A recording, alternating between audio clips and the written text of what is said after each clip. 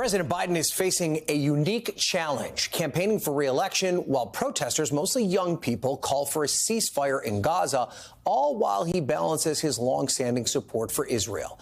Joining us now, New York Times chief White House correspondent Peter Baker. Peter, you write, quote, the protests pose two political dangers to Mr. Biden. They could exacerbate his estrangement with the left wing of his party, particularly among young people who are a key constituency for his re-election chances.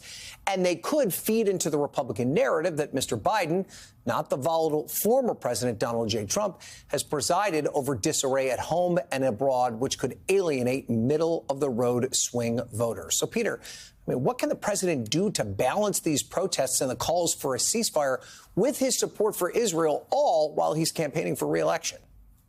Yeah, it's a very complicated Rubik's Cube of diplomacy and domestic politics all at the same time, obviously. The administration does feel like there is a chance of getting to the ceasefire deal with Hamas to release hostages, but it's looking hard, and it's not clear that Hamas is going to go along with it. They have a lot of different factors at play there. But that's the most important thing, I think, that would help calm things at home. Now, the administration and the president's political team would tell you that obviously these young people are upset at the president for his support of Israel and that they're worried about that for the fall. But that polling shows, even though his support among young people has dropped precipitously since 2020, that the larger issues that young people care about, more important to many young people, are things like abortion rights, the economy, and so forth. And that by fall, assuming there is a ceasefire in place and these campuses have calmed down over the summer, that there might not be that big a price to pay in the November election. But you hear a lot of other Democrats very worried about this, and worried also that the president has not spoken out more forcefully himself. He's left it to his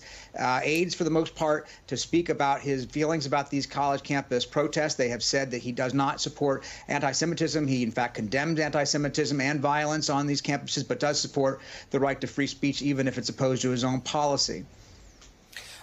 You mentioned the fact that the administration is working hard with the partners in the Middle East to try and come up with a ceasefire deal, bring these hostages home. Could these protests influence that effort? Do you think that the negotiators are paying attention to the unrest in the United States right now, or are they two separate issues?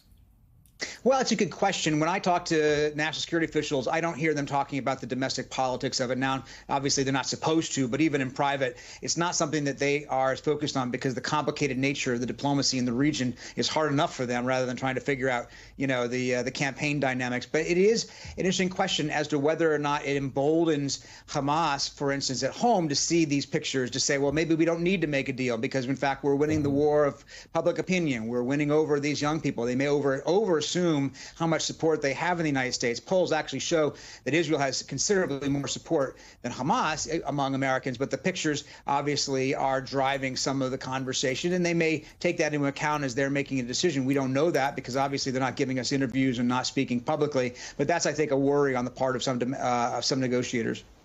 And this is only going to get more difficult for the president. We are entering into commencement season, which is usually an opportunity for the president to hit the road, go to swing states, offer up a compelling message about the future. He's scheduled to speak at Morehouse, a historically black college in Georgia. The faculty there feeling apprehensive about the decision to have the president deliver the school's commencement address in a few weeks. Is this going to be a problem for the president during this particular season, because there's so much angst on college campuses right now?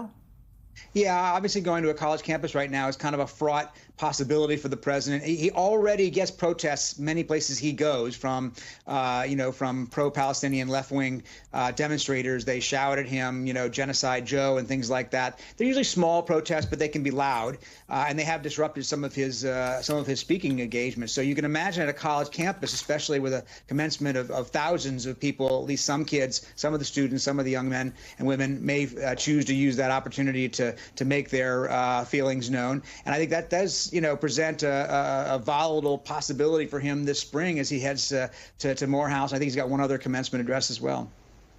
Well, Peter, I haven't seen you since you won your big award this weekend at the White House Correspondents Association dinner. Congratulations on that, and thank you so much for being here. We appreciate it. Thank you very much. Appreciate it.